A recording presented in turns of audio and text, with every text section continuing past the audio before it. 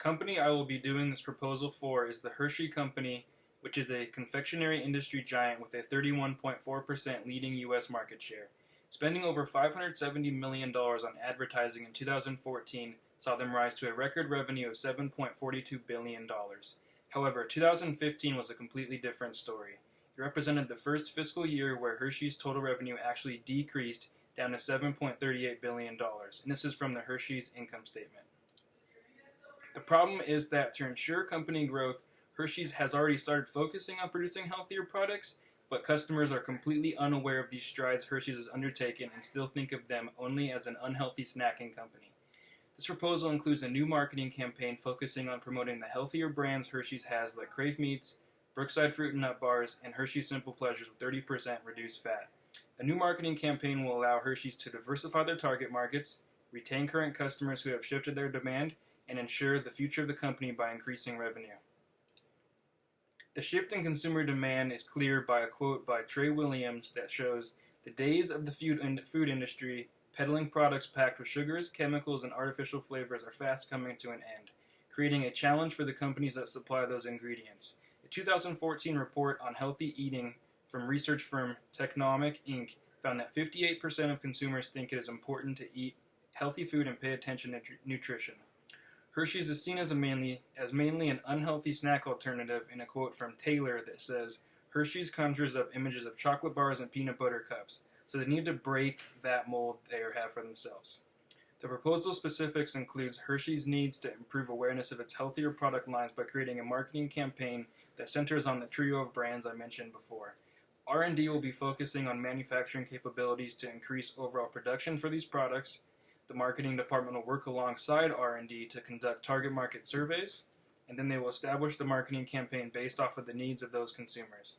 Significant progress indicators will look at if the target market surveys present Hershey's as a viable, healthy snack alternative in the minds of the consumer.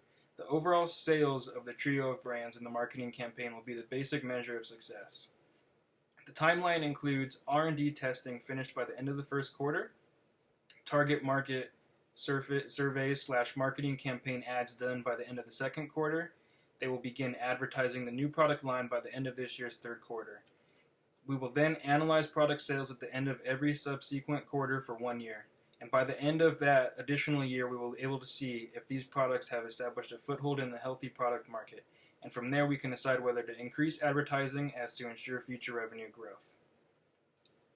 The budget includes two different factors.